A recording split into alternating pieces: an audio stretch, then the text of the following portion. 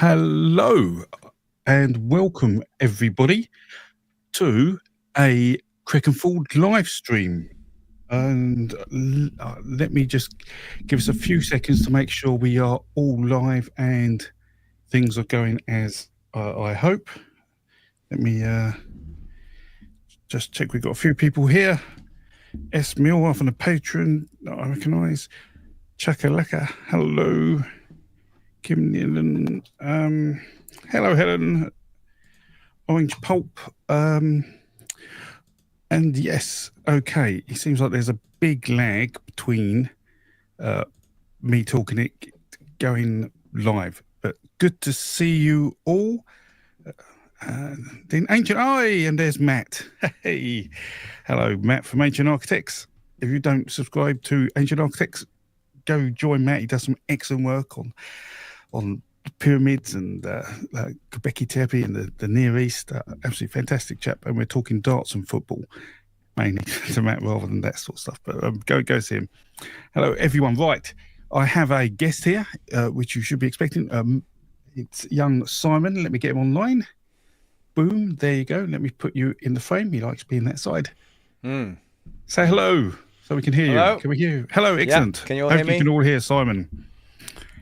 Hey. Right, so how are you, Simon? Let's start off with the social. I'm excellent. Just got back from a dog walk. It's been just raining outside, so I'm all drying off now and having a warm cup of cocoa like you. Cocoa tea, please. Oh, very strong tea. Okay, so we're doing this because we had a great time last time. We had all these images we wanted to talk about of really interesting cave art, and there was just so much of it and so much discussion. We only got through half the pictures, so we've got a whole load of really, really interesting pictures and really fascinating stories behind them. So before we dive into there, a few sort of house rules, I guess, for people online. If you want to ask a question, please put the word question before the question, because that way, because you're all talking like a lot, which is brilliant, but the chat whizzes by and I can't, the questions don't pop out easily. So put question, or there's something called, I think you can pay for questions or something. I don't really know, but you can. Is it a super chat? Maybe. Well, I don't know. So you don't have to do those. I say I don't do this for the money. I do this because we like talking about these wonderful things. So if you want to do a super chat, then you'll get high priority and we'll get to your question soon. So excellent. Hello, everyone. There's Elizabeth, Rudini, Stephen, Audrey, David, Derek, Aphilion, Rooney, Kathy, Logan, so many people. Fantastic. Right. Right. So, anything you want to do you want to just introduce yourself for anyone who doesn't know who you are, Simon? I think that's probably a good idea. Oh wow. Okay, I'm a sort of amateur mythologist, and I spend a lot of time reading, studying mythology. And I do a blog on my Mythopia page about world mythology, and I spent years on my blogs talking about things like all the pantheons and gods around the world and archetypes. I ended up making the Tree of Religion, studying where all the world's myths come from and trying to map it all out. And I'm currently writing a myth for the 21st century, which is I'm collaborating with you on sometimes to help me out because it's quite a big project. So that's me. And the Tree of Religion? Did you say the Tree of Religion? I did mention the Tree of Religion. Yes. It was fantastic. The creator. Yes. And designer. So I'm sure we'll be popping in today with that. Indeed. So before we start off on stuff, actually, we'll get a little screen up. Boom. Make sure we can all see the cave art thing. We had some questions from last week, which some answered privately, but the first question, or the main question, was about this painting, which was fascinating. So drop Simon's link. So Simon, if you've got access to the comments, Do you want Yes. to put your YouTube link in there for your? It's your going to work? be under your name because I'm working on your. Oh, that's fine. I don't mind. That explains why Creckenford said hello, and I'm like, how did I do that? I didn't touch the keyboard. That must have been you typing hello. Was it, or was it? I don't know. Was someone hacked me? I don't know. Oh, there we go. Yes, it's all good. So that's Simon's link. So this was a cave painting by Neanderthals, and the question we got asked was because there was a lot of discussion how fascinating it was, and why is there a cow in two halves, and why is there a man in a helicopter from 65,000 years ago? Absolutely crazy stuff. But how do we know this is a Neanderthal painting? Well, there's two reasons. Firstly, well, one is 65,000 years old and in Spain, and we don't have any evidence of any modern humans being settled in Spain 65,000 years ago. But we do have evidence of Neanderthals being in Spain 65,000 years ago.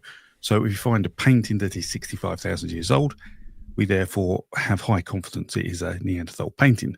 Now, how do we know it's 65,000 years old? Well, dating paintings is incredibly difficult. There's a couple of ways of doing it. You can actually scrape the paint off and do analysis of the chemicals of part of the paint. This is ochre. Normally, most of the red paint you'll see in cave art is ochre. And you can scrape it off and do analysis on that. But for this, the cave it was found in, the archaeologists actually took away soil from the entrance of the cave because it was blocked. And they did analysis of that soil, and that soil was dated to 65,000 years old. So to get into the cave, they realised it must have been at least 65,000 years ago before someone could have got into the cave and made the paintings. So for those who were asking about that, that is how we know that. Let me just quickly check. There's a few things here. Okay, so have you had any other thoughts about this, Simon? Because I don't think you'd seen this painting.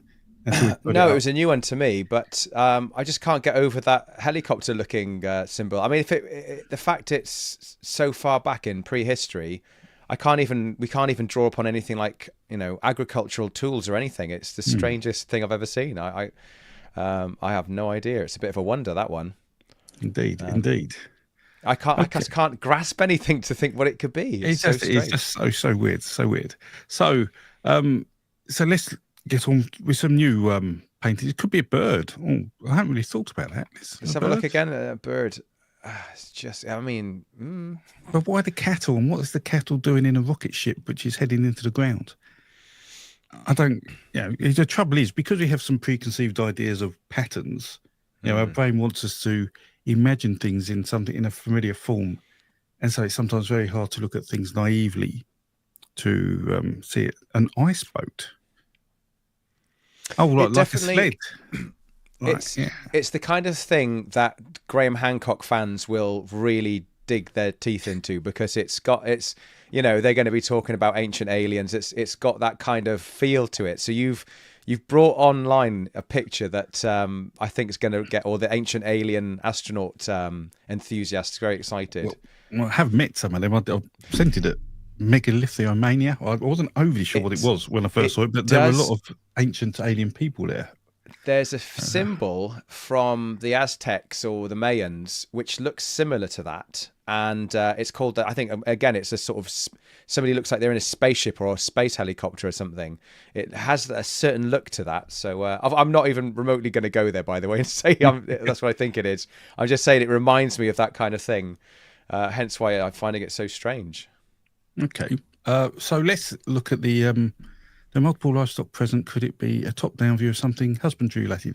It may be, but that would really surprise us if Neanderthals were doing husbandry or any kind of pastoral work. I mean, the earliest I'm aware of humans herding animals is probably around 25,000 years ago, of goats in the Alps. I think we've got some record of that. Yeah. And the earliest farming we did was of snails, if you didn't know that. So the first things we farmed were snails because they're obviously easy to look after and keep them on a rock, I guess.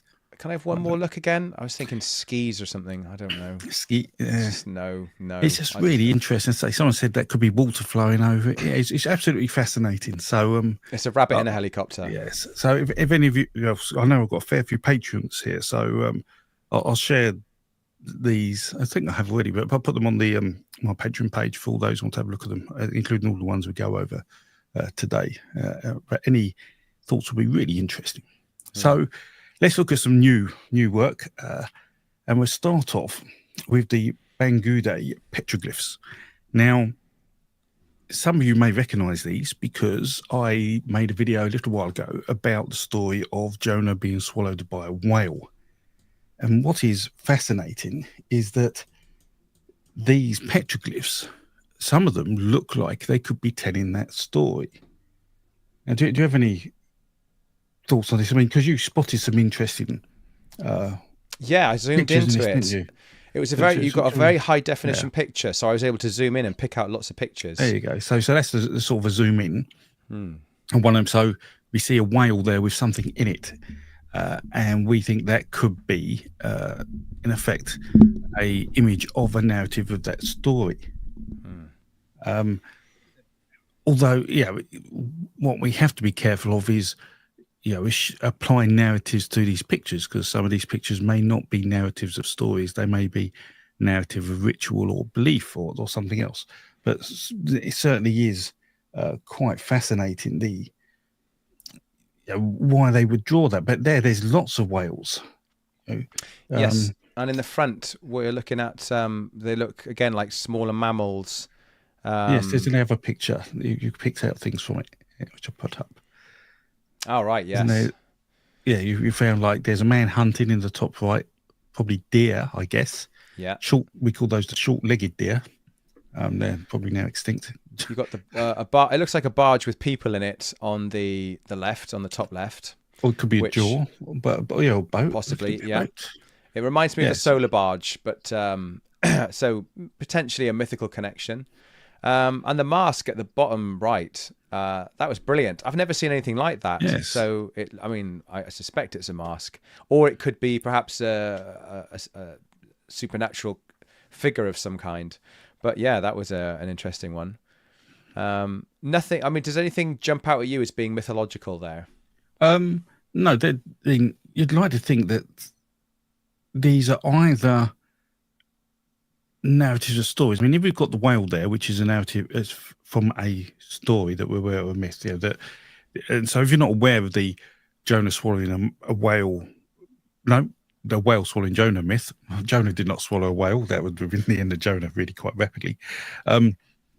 What that is about someone going through a very tough time, coming out a better person for it. It's very similar to you see the dying and rising god, or people going to the underworld for a few days and coming back. It's that sort of someone goes away, something weird and bad happens to them, and they come back a new person, sort of, and can start new challenges in the world. And so if that's in there, then you'd like to think that other images around it may be reflective of other narratives. But unless you know the narrative, it's hard to say. I mean, the hunting scene, it could be anything. A mask could be anything. It is a real challenge there. What I would ask, Simon, and your views on the top middle one, where you got a man. I'm assuming that's a man, probably in an excited pose, because we get a lot of those. Yeah. But behind him, do you think that's an animal, or do you think that's just? It's hard to say.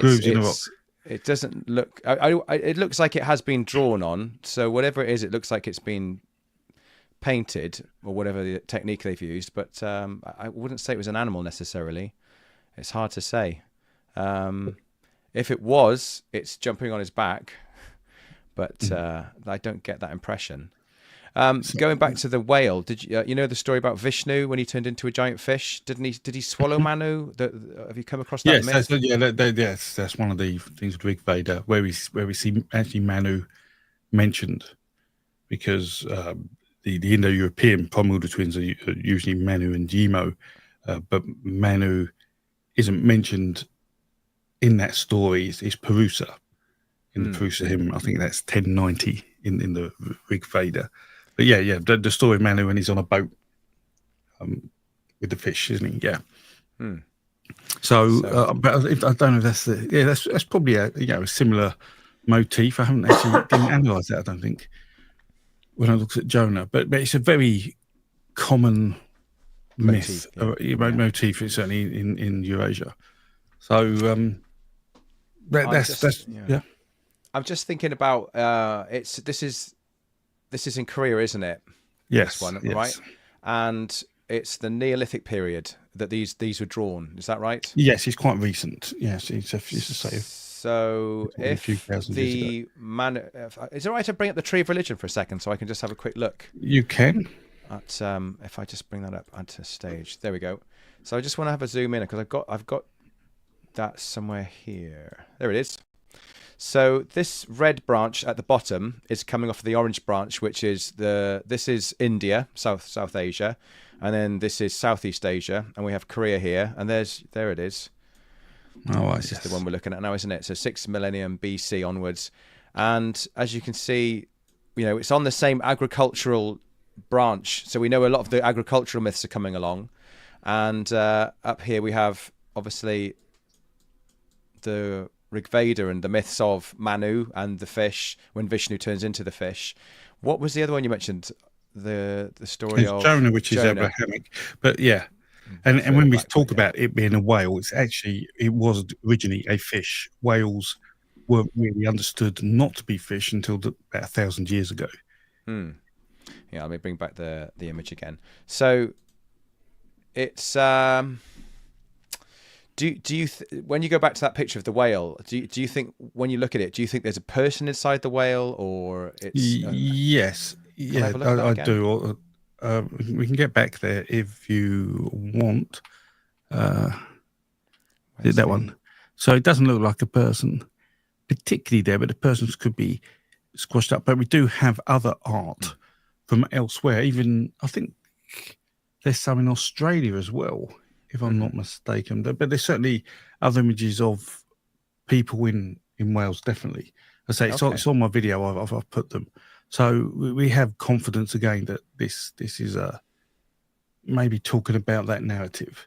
But it could also be about hunting, because if you actually look at this picture, it looks like there's almost, we are presuming things when I look at it because of patterns we're used to, but the whale on the right-hand side, the bottom right, it looks like it's got almost like a harpoon in it. Yeah, I think so.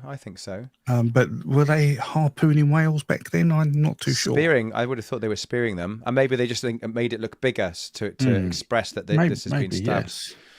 Yeah, and that would suggest this could be a myth about hunting, whales in a specific region. That's because on the left-hand side, it looks like there could be sea turtles or something like that. Then that's what I was looking at. Yeah, I think so. Yeah, and this could be the kind of food they eat as well. So that, if you were a shaman showing the tribe about the foods that we have available, and that you have whale meat, and we have giant turtles, and we have whatever else I can see on that picture. Some looks like deer and things. So maybe they're just sort of showing the tribe, these are the foods we eat, and this is maybe it's linked to a hunting seasons and so on. Absolutely. Okay, so that was just to get us warmed up to let you know, there's art all over the world, and it isn't always painted, and we're going to go over a lot of etchings in this today. But if we look at the next location, I'll let Simon introduce this, which is the Bhimbetka. Bhimbetka. So again, not far off from the one we were just looking at in South Korea. So this is a little bit earlier. This is 10,000 BC to 300 BC, and this is in India. And there's some very interesting pictures in this one. I like this one. So it's all rock art out on large rock shelters. So it's not in a cave necessarily, but it's built around the shelters. And there's some very interesting figurines. So this is the kind of rock art where you see motifs, and it seems very mythical. So if you look here, this looks like a giant boar on the bottom left. And there's a zoomed in image on the bottom right where you can see it looks like a man jumping out of the way or potentially being hit, because it looks like there's been a spurting of blood. But you can see the size of this boar, so it looks like a mythical creature in the sense that it's become gigantic, the way they're depicting it. Again, it could be a hunting scene, it could be a story about a hero taking down a great beast. But it shows you that we're looking at animals in an abstract way. We're no longer just thinking of them as regular sized boars. We're turning them into gigantic beasts. So it's very dramatic for storytelling. Yes, that's got to be some. I mean, that's definitely. Well, you say it's boar. I mean, I'd like to. It's probably more of a bovine. Sorry, I agree. Like cow or cattle. But like there's elephants as well. They're because it's India. There's elephants in the top right corner there. People riding them. So that's quite interesting to know. If you Okay, so you want to go on to the next picture? The next image, because this is where it gets really mythical. Oh, wow. Right. So when I was looking at this image, you're just looking around. You see lots of things that look quite ordinary, but like I said, the giant bovine was one thing that stood out. But look at the character in this image. It looks like it could be a war, or it could be a battle, or some kind of hunt. And at the top, you'll notice there's quite a large dot. It could be a leopard. It looks like a giant cat. And a lot of people have swords raised. So we're no longer, we're more in the how do you pronounce that, John? Is it the Chalcolithic period? Yes. Yeah. So we're now sort of 2000 to 1500. So they got swords. But this large mythical figure, you can see he's got a horned head by the look of it, and he's got very broad shoulders, so he stands out to all the others, and he's also got what looks like a some kind of something around the horse. It looks, I don't know what to call it. It looks like ribbon or something around it, so it looks like it's ornamental almost. And on a rug or something, or standing on a mat.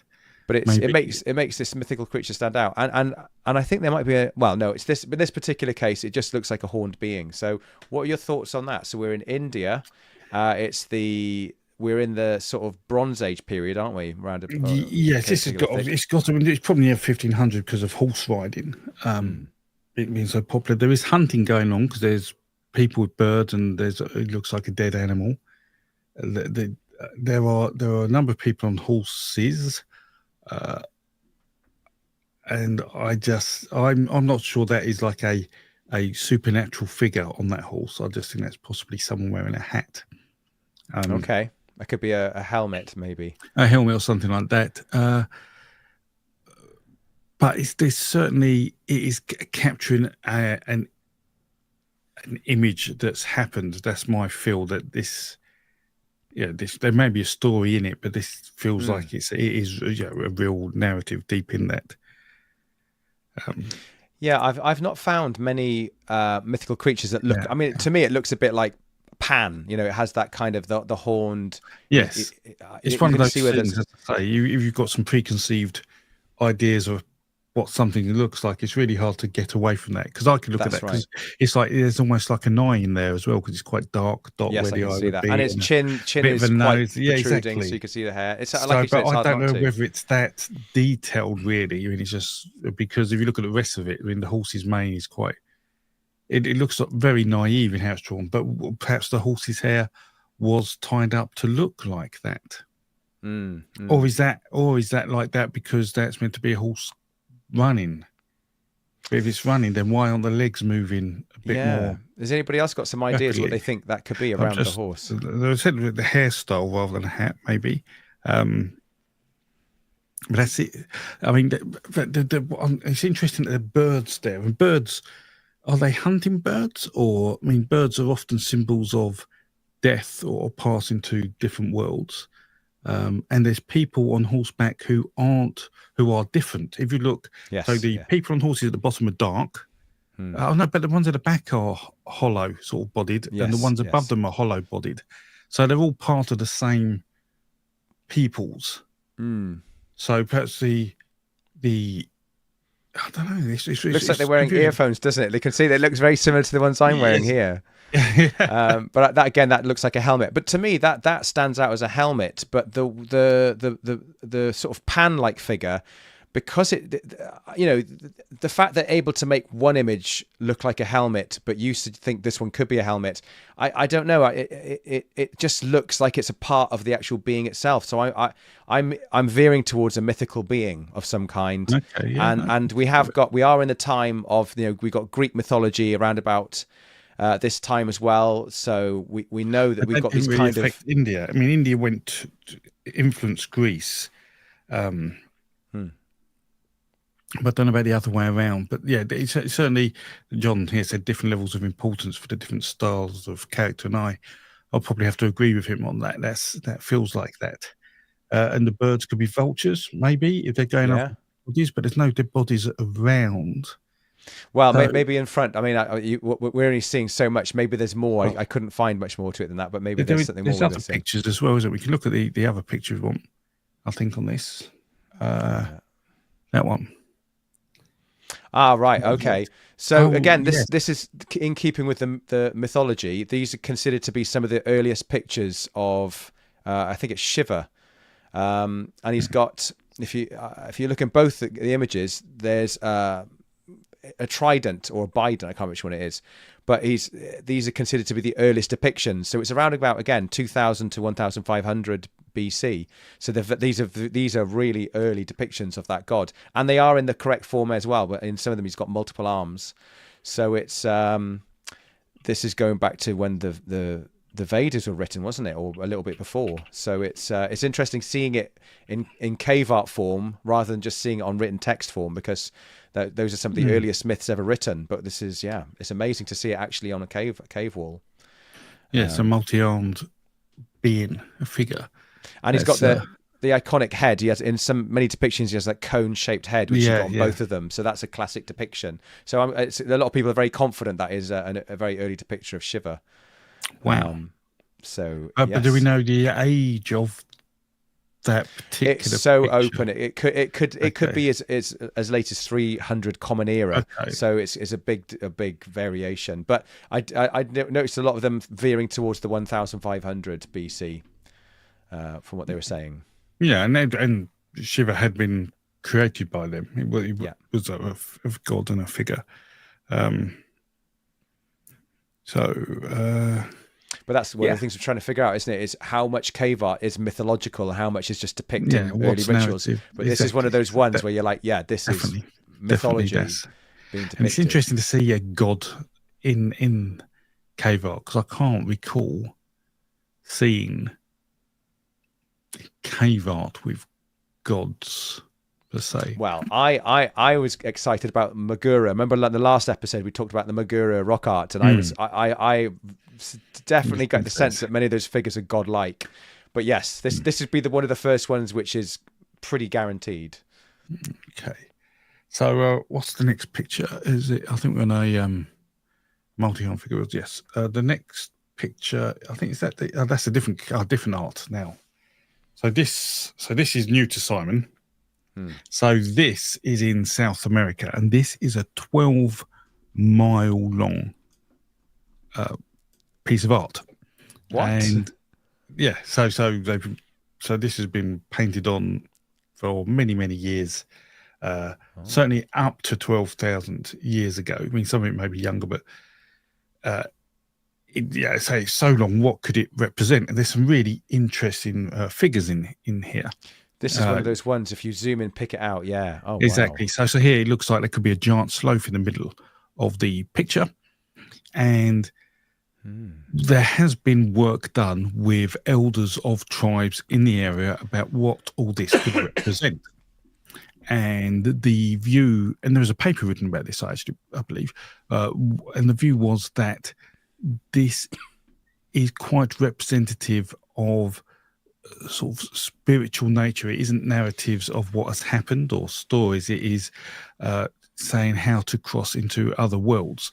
So many of the animals here have special functions, especially things like birds, which can fly, walk, and swim in water and go underwater.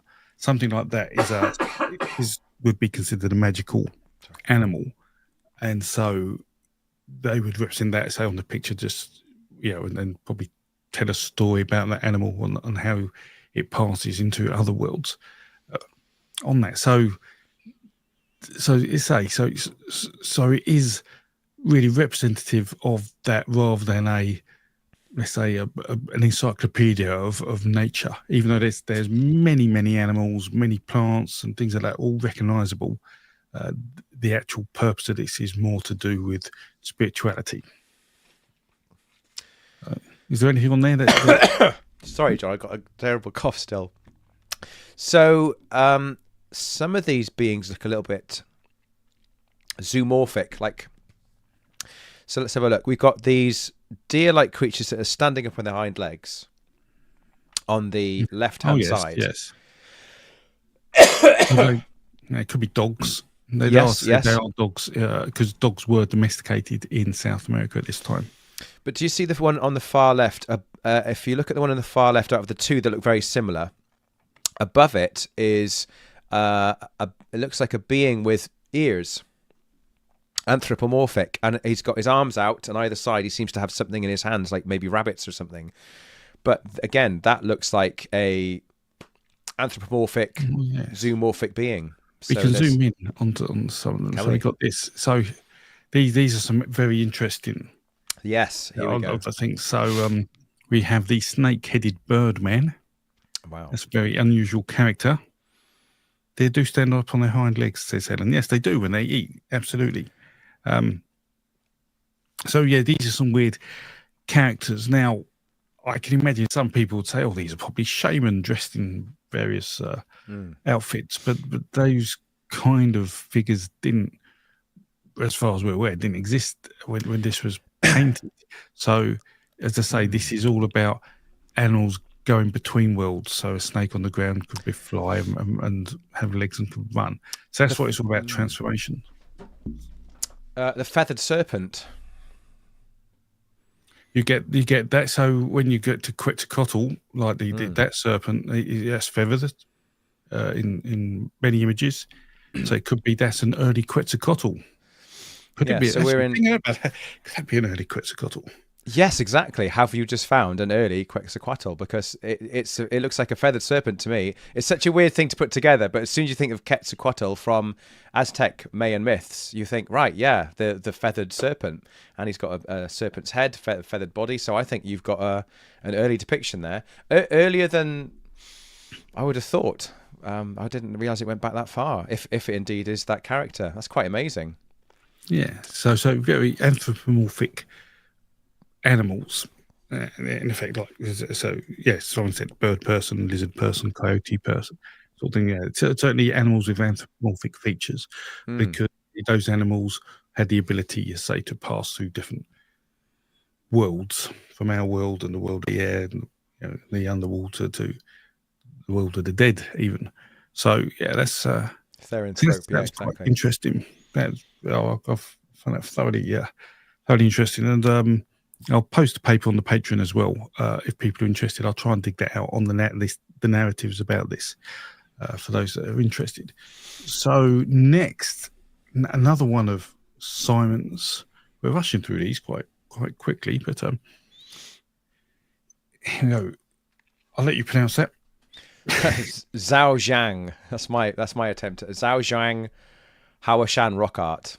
That looks quite busy, I have to say, Simon. So you just showed us one that was how wide did you say the rock art went in the last picture? 12 miles. Right. So this isn't 12 miles, but it's very high. It's a very sort of vertical based. Oh yes, you can tell by the cliff face. Yeah, there. Yes. So we've just gone from the horizontal to the vertical. Basically, this has been built layer upon layer, so it goes up and up and up. And in most of the cases, the images are very similar. So they're all sort of men or women with their arms in this sort of position and their legs down like that. And they are stacked, very often stacked on top of each other, and they're stacked and stacked and stacked. And every now and then you see these figures of, it looks like, again, a zoomorphic being, a very mythical looking creature standing on top of what looks like a dog. And on top there. Yeah, you can see in both of them, they look a bit like a dog. One's got a sharpier pointed tail, but the other one looks very dog-like. And yes, I remember these now. I remember when you first showed me these. Yes. Yeah.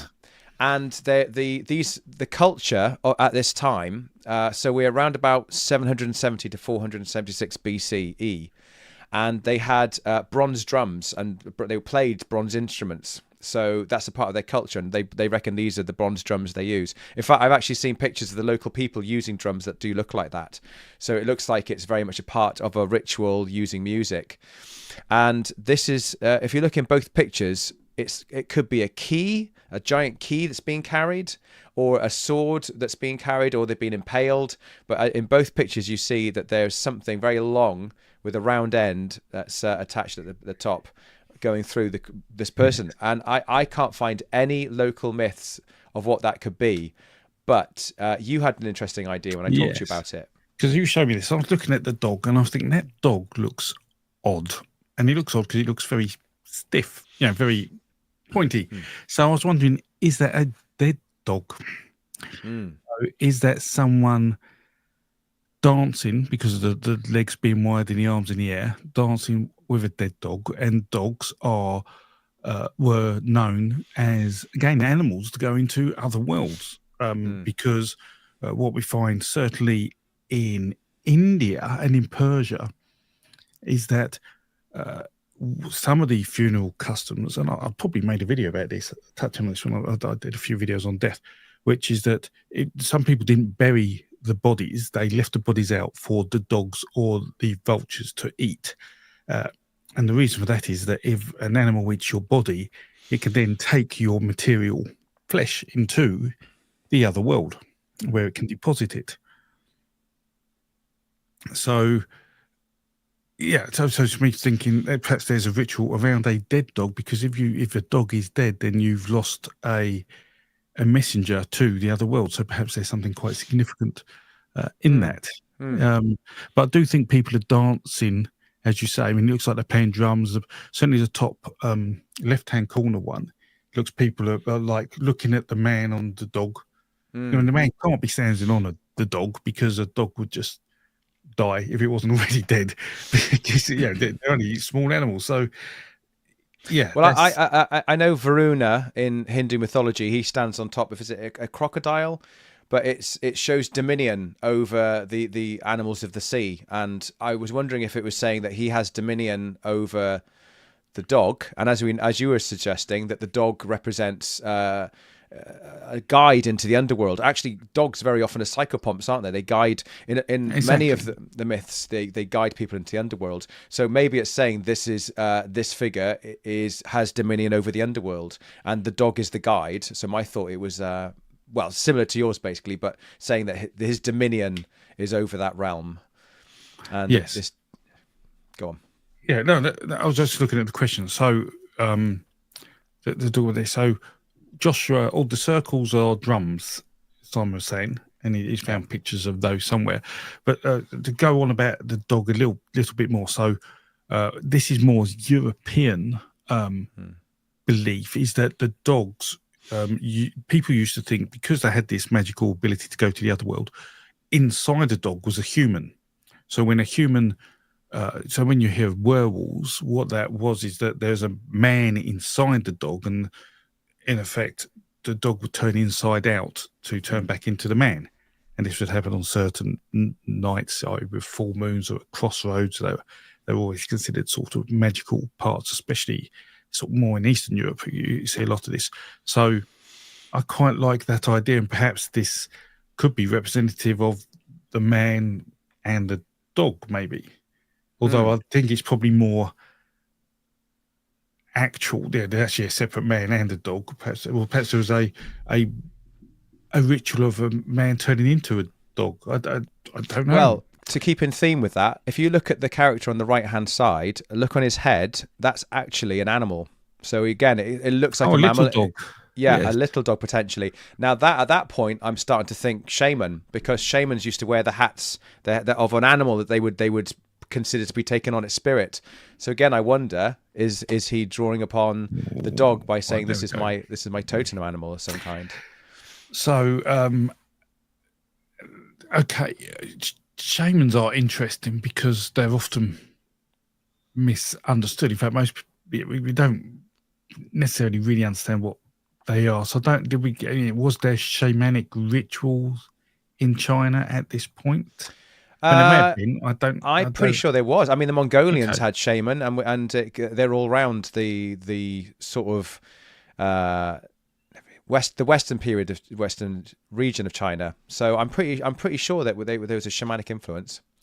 Okay. It's a really interesting question by Wendy Lin, who says, why do you think these are so much more primitive than, let's say, Egyptian art, which was made long before this time?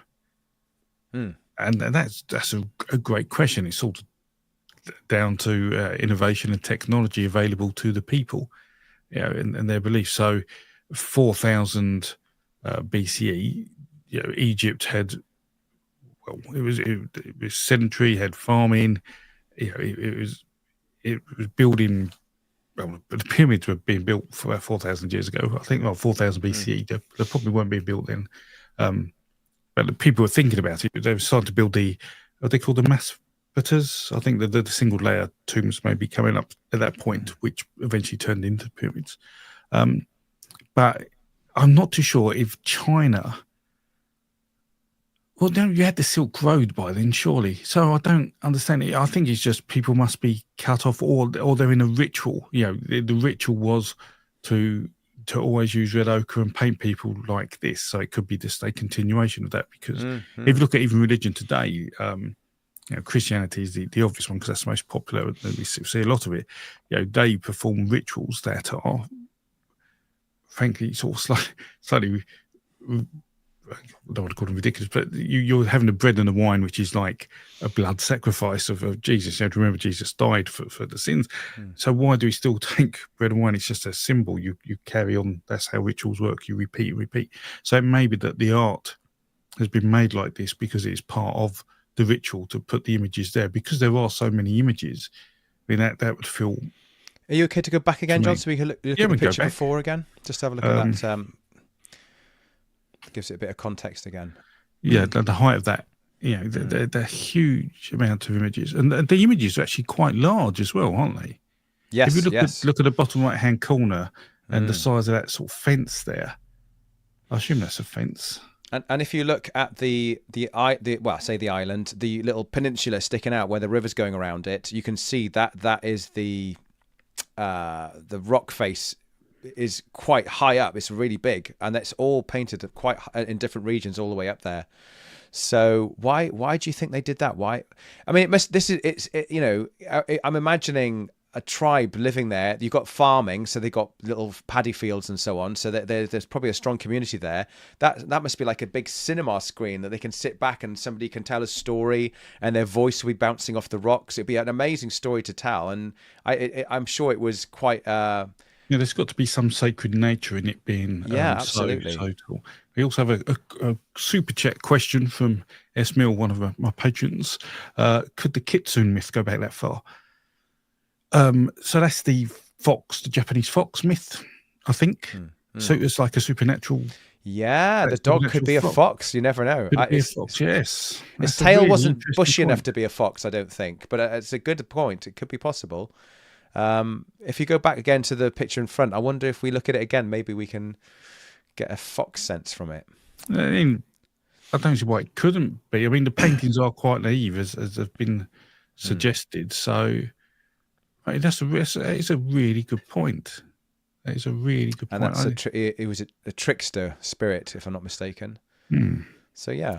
So yeah, no, I like that. I like that idea. Great idea. Let me just check see any other questions. Silk Road wasn't until the 2nd century BCE, wasn't it? Yeah. So probably just after this. So yes, there was people may have travelled. There may not have been much cultural exchange going on. So yeah, I mean, I should know that. I went to the British Museum. We've got a Silk Road exhibition on like 2 weeks ago.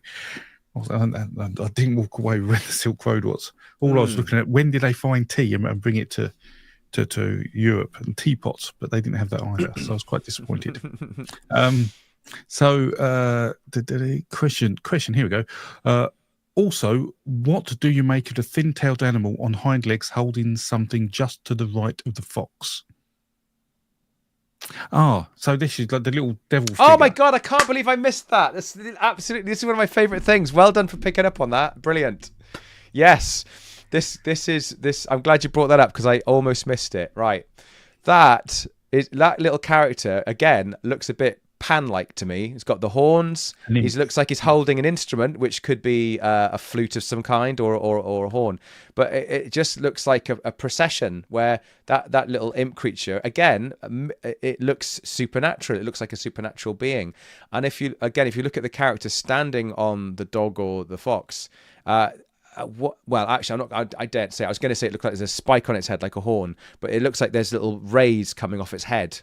Sort of, you can see it's like that, and there. could that be blood because he's been injured and hurt? It could be an aura. It could just be saying this is a supernatural character, perhaps a very special prominence. So maybe they've given it a sort of almost halo-like aura. Because I quite a few mythical creatures get depicted that way, but the creature in the front, it's upright, Yeah. as you say. It's devil-like, it's Pan-like. It looks like a satyr, and it has that instrument which ties in with the musical procession. Does it look excited, or is that just me? I was thinking the same thing. It's in the wrong place, isn't it? Really, but it could. But no, it's not in the wrong place. If it's an animal, yeah. Yes. So actually, yeah, it could be very well excited. Yeah. Bent tail. What does a bent tail mean? Any ideas? Crooked Do tail. animals have bent tail? Do you mean a broken tail? Is it part of a ritual to break a tail of an animal? Maybe. No idea. Monkey with a crested head. Well, you do get monkeys in China. Do you get monkeys? Yeah, you must get monkeys in China. Of course, absolutely. I don't get it. It doesn't look monkey-like to me. I think that's a horn. I'm pretty confident. And again, although this is, I've got to watch out because I'm getting Greek myths here. But is it possible in Greek mythology, Pan is considered to be one of the oldest gods that was very early on in the tradition of ancient Greece. So it's one of the earliest sort of manifestations of a godlike being. So it goes right back to the Neolithic. So is it possible that horned character, which we may have seen in Bebekta, the Bebekta rock art earlier, is it possible that was around in the Neolithic era as it travelled across from Middle East into East Asia and Western Europe and so on? Is that possible that character made its way around all of Eurasia, from from Europe all the way to East Asia? I mean, it's not impossible, but it's hard. It's hard to find, strong evidence. I mean, because we're making a lot of assumptions here to get to that point. But it's interesting. Also, just noticed, based on what someone else, Phil, said, that the top figure, you said, had things coming off his head on the left-hand side, top left, standing on the dog. But if you look at the bottom picture, many figures there have the same expression coming out of their head. You see the two horns? Yes. Horns, or again, it could be... Yeah, which has got the man and dog has. So it isn't exclusive to be... You don't have to be standing on a dog to have horns, is the... Yeah. Well, the one, as I was saying, the one standing on the dog, it might be an aura of some kind or some kind of light. But as you said, they all seem to have it to some degree. So yeah, I agree with that. But the figure in front, that definitely looks like a small horned creature of some kind. Yeah, that is really, it does, because we're so, as I used to seeing the pattern of something. You want to, what does he look most like in a sort of impy, weird creature? So yeah, very interesting. Let me just check for other questions. Yeah, Logan, I don't know. You have to make some critical thinking and decisions here. Yes, there we go. We've got a new theology. You don't need a dog to have horns. That's what we have concluded. Yeah, that's our takeaway from today. So the next art, we're going to look at some animals now. Let me... There we go. So we're going to pop back to South America, and this is I think it's at the top of the Orinoco River. And I did this just to give you an example of different type of painting and etching. This is a 20-meter long snake painting. In fact, there's many giant snakes painted here. Now, I am aware that you get anacondas in South America, and they can grow to certainly 10 meters plus, and they're big beasts. So it's quite interesting to see these, and there are some huge artworks in South America, such as the Nazca lines and the like. But I just wanted to put that there to say sometimes people don't necessarily exaggerate things; they try and do things as real life. Because there's another picture I'll show from Africa, Niger. Let me go there, which is of some giraffes, and these aren't naive. These are realistic, life-size replicas of giraffe. And so I just wanted to give people examples that there is some, there are different ways that people do, because people talk about, it was quite naive, where this is actually not naive. This is literally decent artwork from 10,000 years ago, before the Egyptians, long before that. Very detailed, and yeah, they've done a great job there. Size, they're literally a few meters high. So very, very fascinating. So there is much more to say about that, other than just to let you know that this kind of art's out there. Now, let's go somewhere local, which is Creswell Caves in England. So we don't have too much going on in England in terms of prehistoric things, because we were covered in ice for a long time. Which when we had the glacial maximum 20,000 years ago, basically no one lived in England. There was nothing to do. But after that, people came back over Doggerland, if you're familiar with that, which is sort of a land bridge between what is now the British Isles and mainland Europe. And the Creswell Caves is pretty much in the centre of England. And these have actually got lines drawn to actually show you, but these are actually carvings. And we'd been past these many times before. Someone actually shone a torch in such a way you could actually see the carvings on the wall to be representative. And again, these aren't narratives. These are just of animals. There's a few out there of different animals. But just to let you know, if anyone in England, no one lived in England, there was nothing to do. Has anything changed? No, exactly. Are those little tallies on the bottom, do you think, to possibly say how many of these they've killed in a month or in a year? I don't know, maybe something like that. Or it may be, don't forget, we see dots in Europe, continental Europe, representing lunar cycles of migration and gestation periods of animals. So it may be representative, something like that. 1, 2, 3, 4, 5, 6, 7, 8, 9. So 9 months or something. I don't, there may be something there.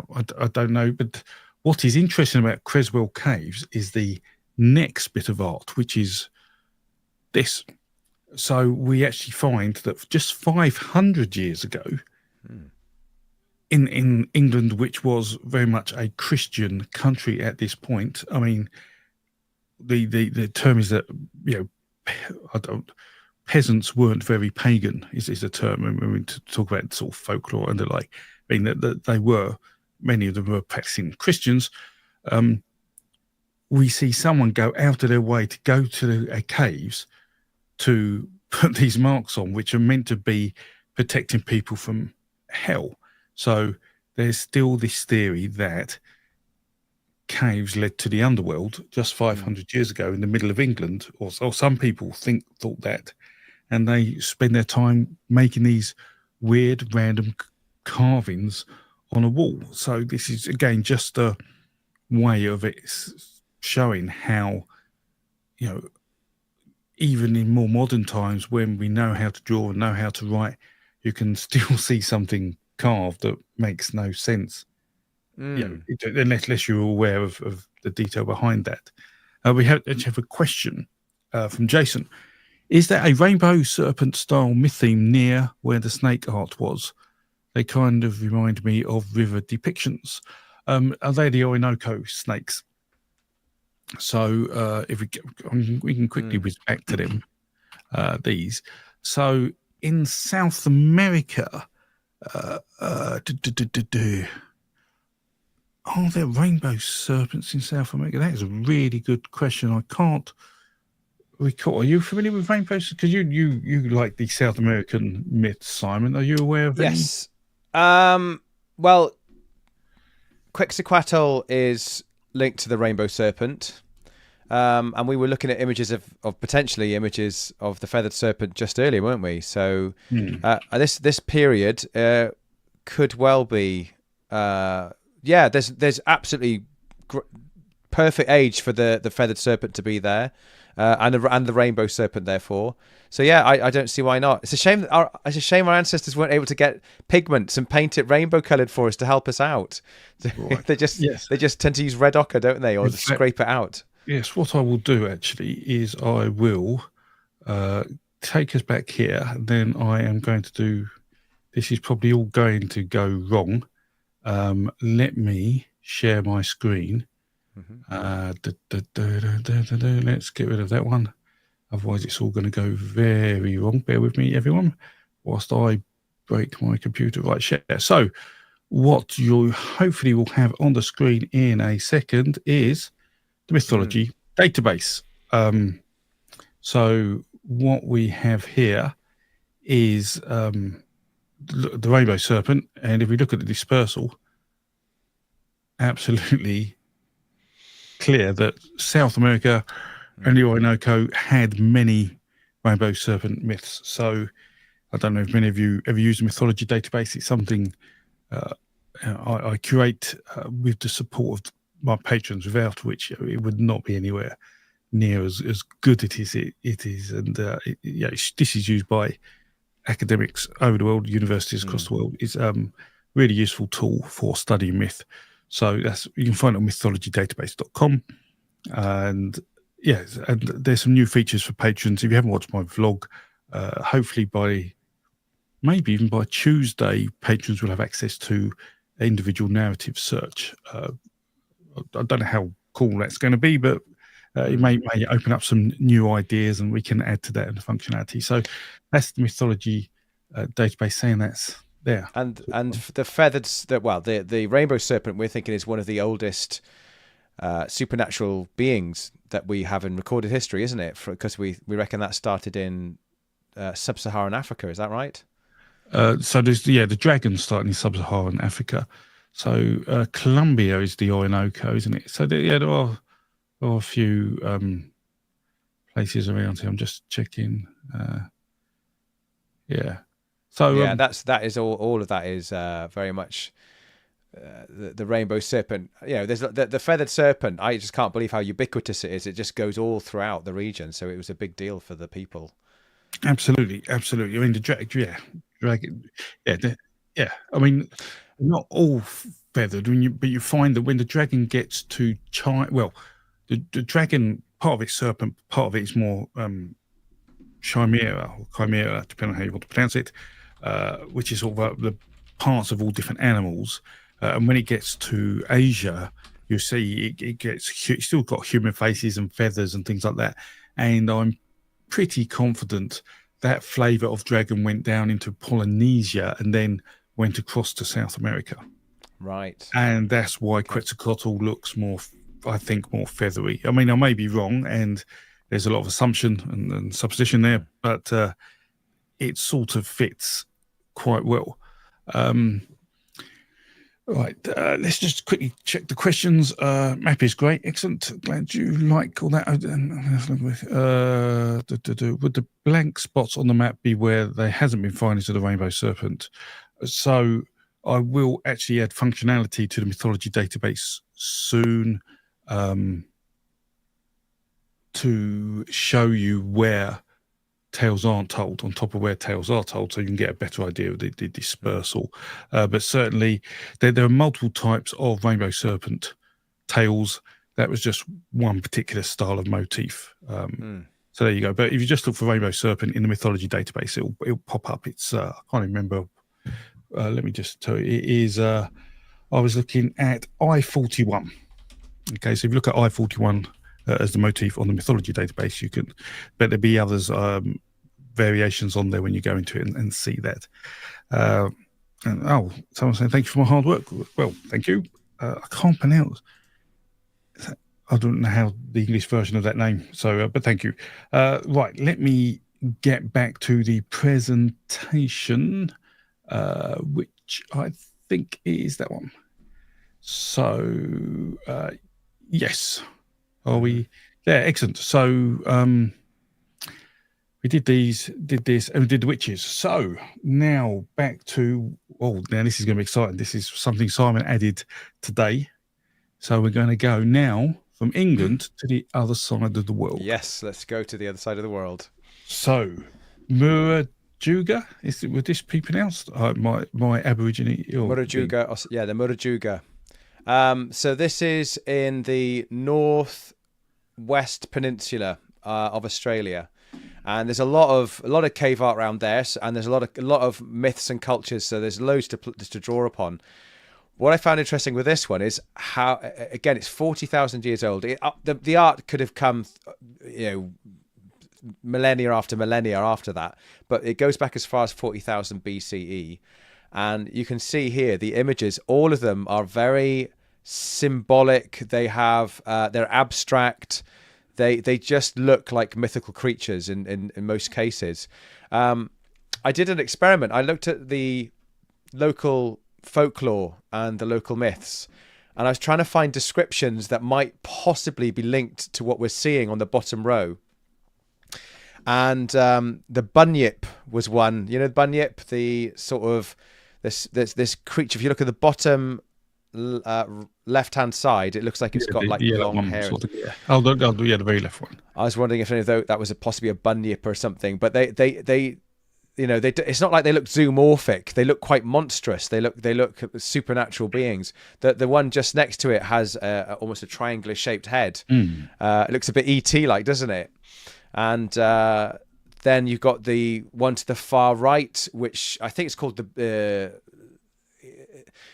it's a man who's got a long body, and he might be linked to some other art that appears a lot of people climbing up a long, tall chute. And I think he's linked to them. So that might be linked to the Dreamtime Aboriginal stories when, in Native America, they have a lot of myths. They climb from the lower world to the upper worlds. In some cases, they have to do it 4 or 5 times by climbing up a giant chute or a giant bamboo. Have you heard of that one? I wonder if that motif is in the Aboriginal culture, because when you look at some of the pictures next, you'll see that very symbol, and I wonder if that, and I think that figure might be linked to it. Well, we'll do that in a second, because we got a super chat. So we go just that. We go. It's from Esmiel, patron again. Would the absence of the rainbow serpent in the north support the Oceania to South America water travel in BCE?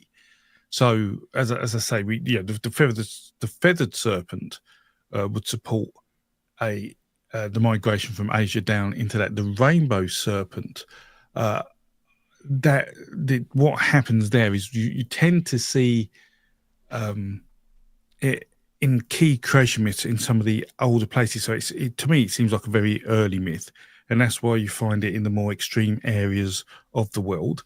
And therefore, you wouldn't find it necessarily in Eurasia, because when the Europeans expanded, they would have erased the culture. And in fact, when we get the 45,000-year-old dispersed modern humans from the Saudi Arabian Peninsula or possibly Africa with their new cultural advantage, whatever that was, we're not sure, and they literally wiped any hominid from the map in Eurasia at that point. That's why you don't get those old myths in Eurasia, that rather than it supports the pushing of that into South America, if that makes sense. So it's a useful thing to know, that if you see myths in the very tip of South America, they're some of the first myths that travelled into the Americas. If you see, generally speaking, there'd be a big asterisk, terms and conditions apply.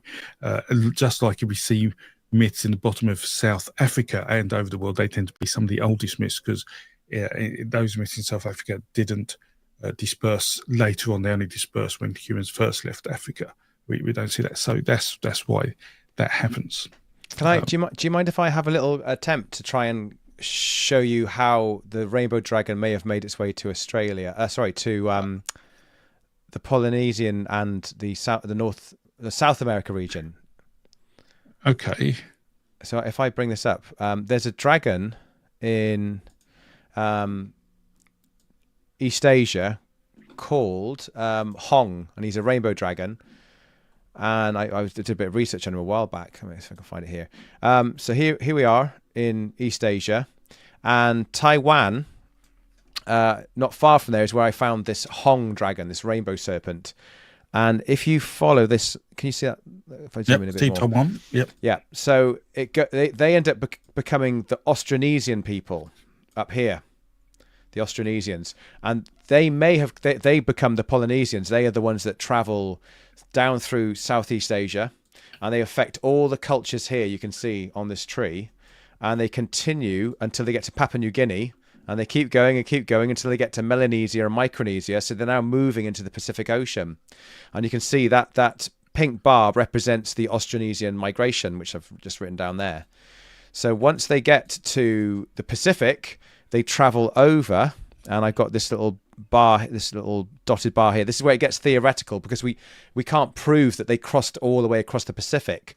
But the feathered serpent could have, there is very often has a rainbow description in some of the Aztec myths, and it's possible, as I said, Hong from China may have carried over the Pacific into South America and taken the motif of the rainbow dragon via that route. Just an idea, just a theory, but yes, there's two ways that those tales could have got to South America, because the DNA we have was ambiguous. Certainly, the last time I read books about it, and I'm with you that I think the Polynesian route is probably the most probable for those tales, but it isn't the only option. And where did I read about that? I can't recall that. If I recall it, I'll let people know. But I'd agree with that.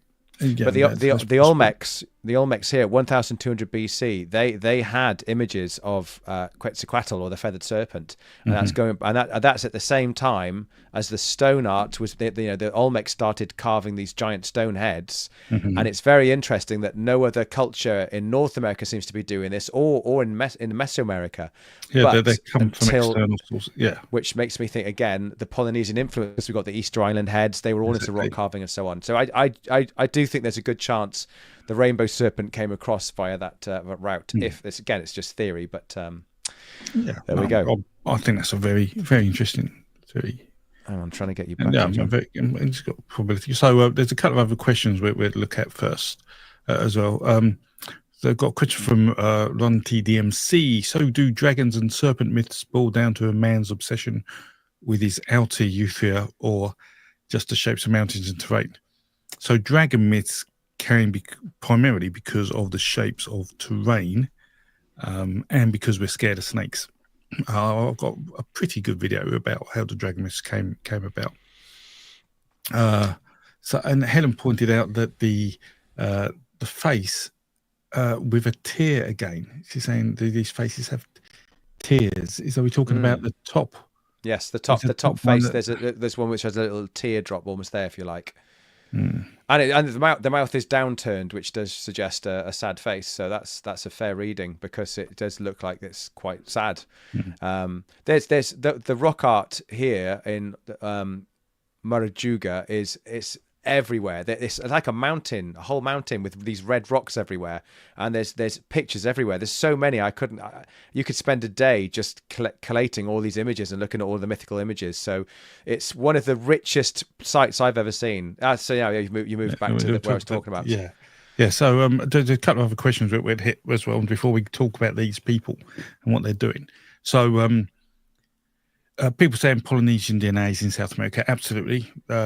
We have PSYOPs agents saying that snake sheds its skin and is reborn. Yes. So I talk about immortality and how we lost immortality, and many of the stories are about the snake, which then leads me to conclude that the story of Adam and Eve in the Garden of Eden, where the snake gives the apple to Eve, is actually a story about humans losing immortality rather than about gaining knowledge. It was just the gaining the knowledge was the catalyst to them losing immortality. And well, that's I was quite proud of myself for that video to make those connections. And one TDMC, it feels like the Southern Hemisphere is always refuge for humanity's myths and genetics. Everything there is global climate change or catastrophe. So yes, okay. So the image is kangaroos. I don't know what the third image is on the top. Is that a kangaroo? It might be an extinct animal. I seem to remember in this case that the ones you're pointing out are now extinct animals. So there was a certain kind of a spotted kangaroo. Yeah. And they Well, are they kiwi birds on the? Well, they're New Zealand, but are they kiwi birds? Are they? I'm not sure, but they are some kind of animal from that region. I'm not quite sure. It looks like they've got some eggs under their head. But yeah, some of those animals are extinct. But that's how they were able to place it at 40,000 BC, because they were like, my God, these animals are now extinct, and it was when they came. So so when humans came along and killed them. Yeah. So the bottom row, then you're talking about people climbing. You're saying that is a narrative potentially of people going to hell. Or going to no, the it was in the underworld. I noticed in the Native American Indian myths. Obviously, this is a completely different continent, separated by a huge distance. But they very often they're in the underworld, the womb of the earth, and then they slowly make their way from one world to the next, often by climbing a chute. And that was obviously that got around there. That myth got there from Eurasia, so we know it's about 20,000 years old at least. So I was thinking, is it possible that it goes back as far as 40,000 years ago? Because again, you see in the Aboriginal stories, very often the animals start underground, and they come out of the ground and start to seed all of the animals on the surface of Australia. So very often, again, the same motif, the womb of the earth is where life begins, and it comes out, usually the humans come out of a chute. So there's a couple of Aboriginal stories I've heard that have a very similar feel to some of the Native American Indian ones. The Rainbow Serpent story has that. The Rainbow Serpent is that the serpent goes across the land and creates rain, and people grow from the ground. Yes, and his body carves out the rivers and so on. Again, that's one of my things I'm big on, is I like how when you look at the way the Aboriginal people were reading the land, and they would bring it to life by singing. So they had the song lines. Have you heard about the song lines before, John? The song lines? What do you mean in terms of so the Aboriginal people, and they've got the dream time, which is the main culture, the idea that the cosmos was born from the dreaming of the ancient ancestors. They had a very large part of their culture is song lines. So they believe that our ancestors sung the world into existence, and the songs were the myths. And they'd look at the rivers and say that river looks like it was carved by a giant snake because it's meandering. So they would say that therefore must have been a giant snake that carved it in the ground, and the water has filled it in. So again, linking it to the land itself is inspiring them to come up with these ideas of why is the land carved in that way. Rather than thinking the river did it, they thought that an ancient being did it, and then the water filled it in afterwards. Yes, that's exactly the Rainbow Serpent type story as well. But the idea was that they would sing they would sing the myth, and the culture was you have to keep singing it forever and ever to keep the land alive. If you stop singing, then the land will die and wither. So that the song lines are very important to them. So these very often the songs they have to maintain the songs to keep the myths and the people and the culture and the land alive. So yeah. That makes sense, because that's what ritual is. I mean, most ritual was sung or a poetic form, because it's easier to remember a song than it is to remember prose. And because it's ritual, you would perform it regularly, because that's what ritual is. And they would, those rituals would, in effect, replay the myth, or you enact out the myth as you sing it. So yeah, that seems pretty standard behaviour, I think, from people back then.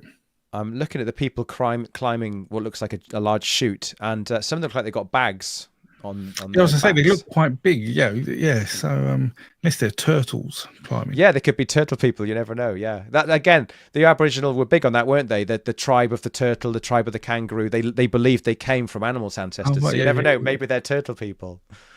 Yeah, that's interesting. I'm trying to think if it was a bag. I don't know. Interesting. But yeah, that one, and again, you can see the motif appears several times, and on the one on the bottom left, it looks like a giant lizard or a draconic kind of being Yes. there. Although it looks like it's got 6 legs, Yeah. or is it wings or something? Is it a flying lizard, or is it? Now that would be interesting because that could be one of the earliest depictions of a dragon ever known. If it's got wings, I mean, that'd be amazing, wouldn't it? Yeah, or maybe just webbed arms, and it's a little lizard. It's hard to tell because there's no perspective in size Yes. or where these are. Heather's saying that singing is a good habit regardless. It's good to have a reason. And we Yes, got a didgeridoo as well, and it looks like a boomerang. So very yes, very Australian looking motifs there. I thought that. Yeah, that's yeah. So music was because we know. So well, I don't know. Oh, these are 40. So they're maybe not quite 40,000 years old. Maybe I don't know how old the oldest didgeridoo in the world is, but we get flutes from about 45,000 years ago. I think it is, or whistles in Europe. But it'd be quite interesting if didgeridoos there. But certainly, yeah, music is absolutely key. I think it's yeah, what's happening to music nowadays is a shame. But yeah, that's me being old and fuddy duddy. Yeah, you have 2 didgeridoos, Orange Pop. Well, that's 2 more than me. I do have a pheromone though, and a number of guitars, but no didgeridoo, and a couple of congas. John, you need to get a didgeridoo in your collection. You definitely need one. Do I need a didgeridoo? Well, I'll ponder that. I'll ponder that. So yeah, so Simon told me about these like earlier today about climbing, and so I showed Simon this. This is about 7,500 years ago, and this is someone climbing. And thanks for the super chat, JM. I appreciate that. So this is one of our earliest depictions of someone getting honey. So they're climbing vines up a tree to get to a beehive. And there's actually another picture from, again in Spain here, of a similar thing, although they're actually bees, you can see. And I think that's absolutely fascinating. They say this is 13,000 years old, that one. Yeah, absolutely. And it's nice, nice seeing a mundane, because a lot of the artwork we look at, we're trying to see if there's a mythical sort of lens to look at it through. But this one, I think, is just a... This is what people do. Yeah. Yeah. So that is all the cave. Oh, sorry. Yeah. That's all the cave painting pictures we have. So, and I hope that was an interesting walk through those. The idea of this was to look at interesting pictures of art rather than the oldest art or whatever. It was just to show you all the different styles out there at different times from different cultures. Yeah, it's a great way to look back on humanity and culture and how we looked at the world. Do you have any? And if any of you have any questions about this or any myths whilst we're here, I don't know. Do you have a time we have to stop, Simon, or we? No, I'm fine. I can keep going. I'm all good. Okay, so yeah, if you've got any questions on myths then, or a question you want to ask Simon while we're here, you do that. Is there anything else you want to talk about cave arts or any commentary after our? We've probably done about 3 hours of talking about cave art. So what do you take from all that? From what you've seen, do you have a thought, Simon? I just thought it was interesting how the serpent had a large part to play in this one, because we just kept coming across all of these giant serpent-like looking beings. So it just shows you how that was so in our shared consciousness across the whole planet. That serpent is one of the strongest motifs, isn't it, in world mythology? Like the world tree is such a well-known one, but I haven't found cave art depicting world trees. It's so rare, but that serpent, it keeps coming back again and again and again, so it obviously played a huge part in our imagination. Yes, the world tree went through a number of forms. So to explain the world tree myth, what is probably one of our oldest myths, which is humans coming up from the underworld, and what they often came up through a tree. So the tree was in the ground and came up through a hole in the tree. And then we get the earth diver myth come along, which shows how land was created and then the tree came from the land. And what we find is that that tree ends up pushing the sky away from the ground.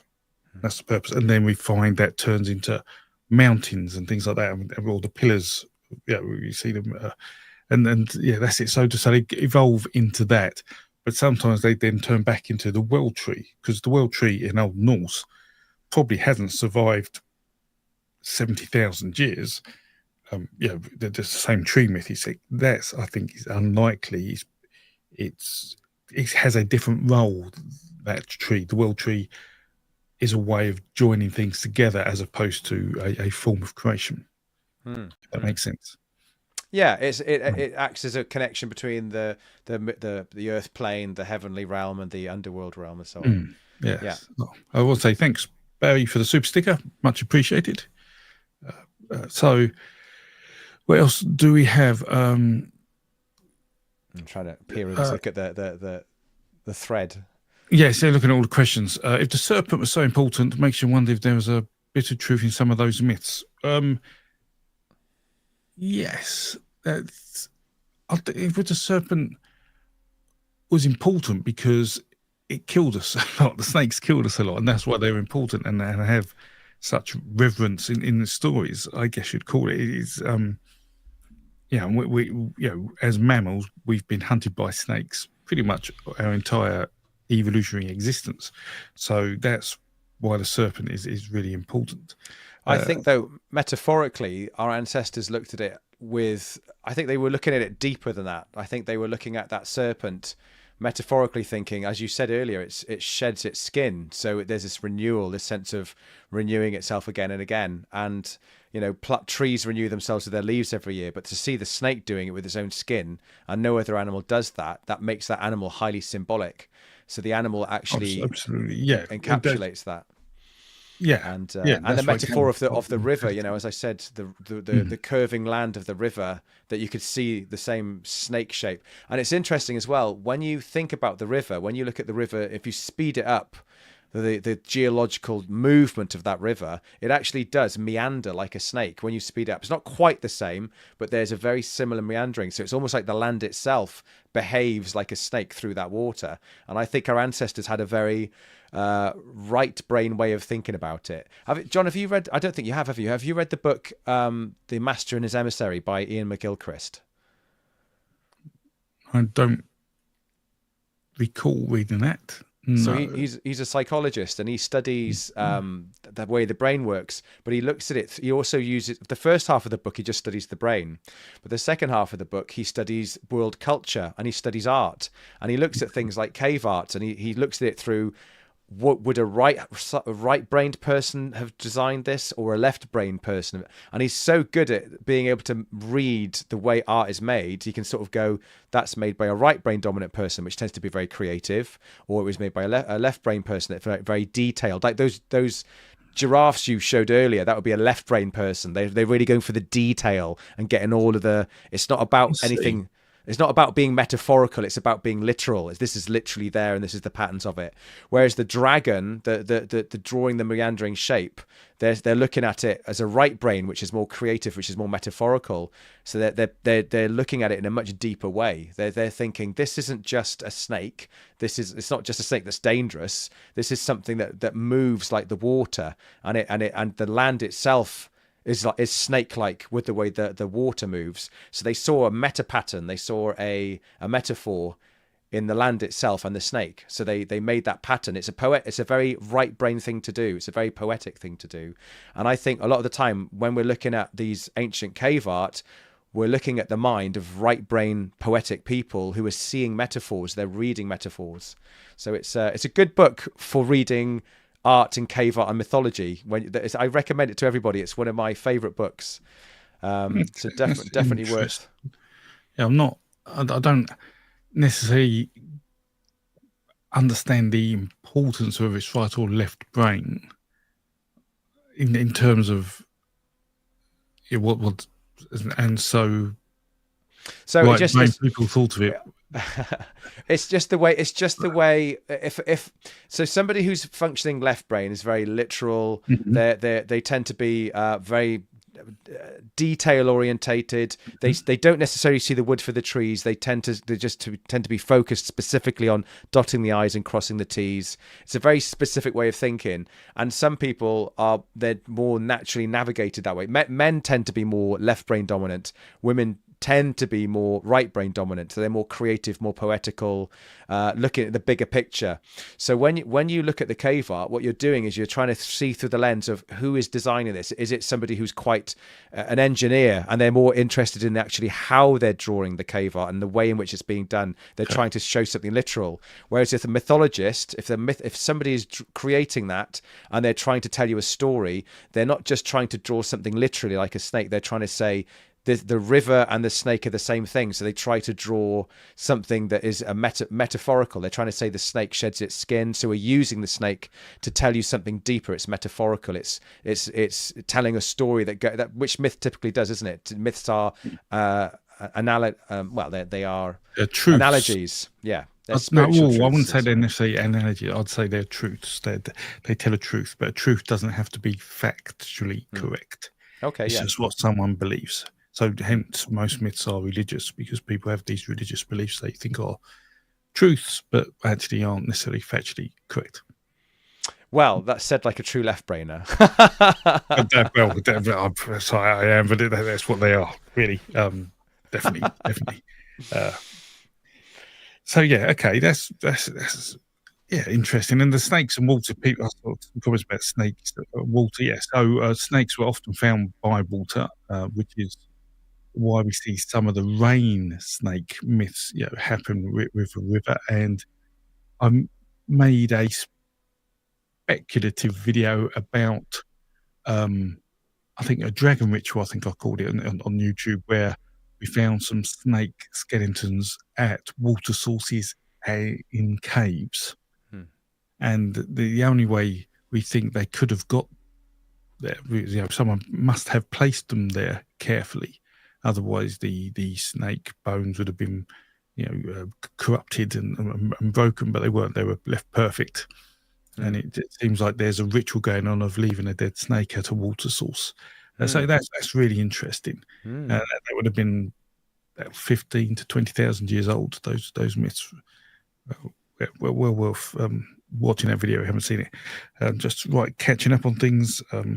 If you walk around the Australian bush, it's peppered with massive boulders dropped everywhere by the glaciers.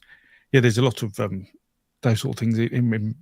Certainly in Europe, we find that when you find boulders on top of hills, if you walk around England, and you're like, how did that get there? Who would have pushed this up the hill? But actually, it's glacial movement does that. And that's why a lot of Britain is shaped as it is, because of the glacial maximum. I heard that some of the stones in Stonehenge may have been because they were trying to figure out how did we get the blue stones from Wales down to Stonehenge, and I think somebody came across a theory which was that it was brought down by a glacier far earlier. So rather than saying they took it from Priscilli in Wales, it was actually just already there, and they just picked it up and the altar stone. So the altar stone was came from the Hebrides or something, North Scotland, and there was talk that. I saw some people, I think Stefan Myler made a video saying it couldn't have been the glaciers bringing it down because the glaciers didn't travel this way. The glacier movement went north. But what Stefan didn't realise or failed to point out was actually there's been multiple sort of ice ages, multiple glacial movements, and earlier glacial movements did push stones southward. So it may not have been part of the glacial maximum of 20,000 years ago, but maybe 30 or 40,000 years ago when there were glaciers, that may have moved a stone far closer to that Stonehenge. Not that, or where Stonehenge would be. So, and someone actually mentioned in the commentary, what we're talking about now is our knowledge at the moment, which seems obvious to say that, but I mean, this is, things change all the time, and I'm not religious about anything, but I'm not religious about my thoughts. I'm happy to change them if our knowledge changes, if we find out more information. Absolutely. So let me just whiz through any other questions. Runt DMC is not a fan of the right-left brain theory. Funnily enough, when Ian McGilchrist wrote his book, he actually said that he starts off pretty much by acknowledging that there's a lot of bollocks from the 1970s and 80s, where I think there's a book written like God, what was it called? Men Are From Mars, Women From Venus. There's like everybody was talking left brain, right brain, and they were sort of making a big deal about it, and then it got debunked, and people said, "Oh, this is ridiculous. This is all people are overthinking this." But Ian McGilchrist wrote the book to say actually there really genuinely is a lot of architecture in the brain that does have a huge effect, and we know this when somebody has a stroke or they have brain damage in certain parts of the brain, it specifically affects a certain kind of behavior, a certain perception. So I recommend checking the book out at least. The Master and His Emissary. It's a seminal piece of work, and I think it, when you think through the lens of how some people are understand the world in a certain way. So, you know, like Elon Musk's of the world, they're very practical, detail orientated people, but he's not a very empathic person, whereas a right brain person might be much more emotional orientated. We'll talk about Elon Musk a lot less, I think. This is a really interesting video. It's not one of mine. This is a TED Talk, when TED Talks were good, from a number of years ago, and it's about a brain, I don't know what she was, a brain scientist, I think, who had a stroke, and she explains her brain swapping between the left and right hemispheres. I've heard about this. Having the stroke, and it's absolutely fascinating. Because she's like, she was saying she's on the phone trying to tell her boss that she won't be into work because she feels ill, and she explained it clearly, and all her boss can hear is, "Oh no, a load of gobbledygook," because even though her brain's telling her she's talking properly and hearing, she isn't. You know, she's talking about how the world didn't make any sense, and then all of a sudden it did. You know, it put things into perspective, and then the world became beautiful, but she could make no sense of it. And then it was so actually fascinating if you're interested in it. Ian McGilchrist spoke to her. He used her as a case study in the book, and it was amazing for her because she was a psychoanalyst and a neuropsychologist. So for her to have that brain problem, she was like, "Oh my God, I actually know how this stuff works, so I can explain this." So it was quite an amazing video, that one. Yeah. Wow. Okay, that's cool. That's cool. So any other questions from anyone? Anyone want to ask anything about anything? Any comments on Creckenford? Any comments on Mythopia, the Tree of Religion? Do you want to post a link to the Tree of Religion if people want it? Because I saw one or two people say... Oh, okay. Yeah, I've got a link here. I have one standing by. So if anybody's interested in having a look at my shop, I will drop the link here. Tree of Religion shop. And then what I will also post is someone asked for the Dragon Ritual, I think, video. So... I think that's the Dragon Ritual video as well. So, which is about the snake bones in a cave. Pardon the thumbnail, but you need to have a bit of a clickbaity thumbnail on YouTube. Especially me, because I'm hardly posting anything on YouTube at the moment. So for those who aren't patrons, there will be a video out probably next week or two about the trickster god. That's something I've just made to explain not the trickster god, the trickster figure. To explain what that is and the duality of it, and that's quite an interesting little journey.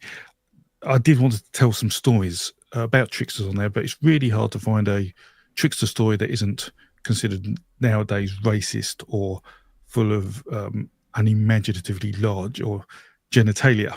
So either works well for YouTube. But I will try and find some stories to put into that. If not, I'll post it as it is. And the next video I'm making after that are the creation myths of the Bible. So if you're on to where the Bible has 4 creation myths in it, or maybe actually 5, depending on how you want to cut it up. But I'm doing a chat about that, and that's got lots of dragons in it. So that's if you like dragons, look out for that. That'll probably be on YouTube within the month. Patrons will hopefully have that in the next week or so. I'm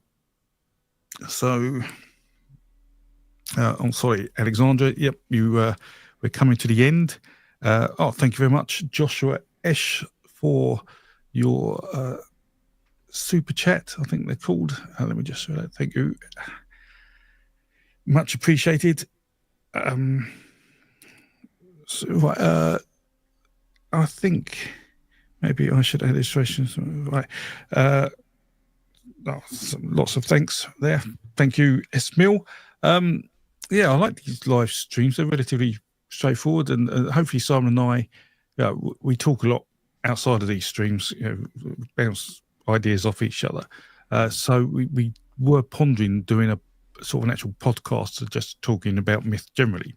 So which we haven't organised yet. We're quite poor at organising things, but hopefully, Simon, we can. I would love to if people are interested. So we did 6 episodes, I think, of Myth, Mushrooms and Tea, because you had an idea to sort of see what it was like for us to bounce ideas off each other and have a podcast. And we made 6 of them. We didn't post it live, did we? So they're sitting there. They're these 6 fun. One of them involves Graham Hancock when he brought out his first series. So it goes back that far. Well, so it's been a while. 2 years, yeah. So, but we could make those live streams because that saves editing and means it would be much easier. It'd be great to do that, and then you can ask questions and things like that. So, maybe do that on a separate channel, and we'll let you know about that. Or we can do it on this and work something out. I don't know, whatever's easiest for on Simon's channel. Well, I would love to do that. That would be great fun. Yeah. Cool. So we'll try and get that going in the next month or 2. That's my promise to you that we'll definitely do the first episode before February, before the March, definitely before the end of April. So yes. So with that, have you got anything you want to say, Simon? Any more to add before we go? Nothing to add. I mean, all just to reconfirm that I'm definitely up for doing the Myth, Mushrooms, Tea. I'm, as I said, I'm developing a myth at the moment, so I'm talking with you about that behind the scenes, helping me out. It's gets very philosophical, but that's the kind of thing I'd love to talk about on Myth, Mushrooms, Tea, because I like the way you bring the sort of academic side, and I'm sort of coming at it from the storytelling side because I'm more trained in film and television. But it's always a pleasure to talk to you because it's just brilliant bouncing ideas and having insights that I wouldn't have without your knowledge. You poke me in ways that I don't normally get from reading my old books on academia. I've got a huge pile of. So yes, well, let's say Simon's posted his link if you want his Tree of Religion. Mythopia is his channel. Hopefully most of you know me and Crickerfield. It's been an absolute pleasure. Thank you for all the questions, all the support, the super thanks. Really appreciated. It's been a fine journey through cave art. What I will do is I will also get these 2 live streams, merge them together, give them a little bit of a concise edit, and maybe put that out as a video on Crickerfield anyway. So you have something a little easier to watch. And with that, I hope you all had a lovely weekend and a lovely evening watching us, and we will talk to you all very soon. Yeah. So thanks for listening, everybody, and thanks for all the lovely comments at the end. It was great.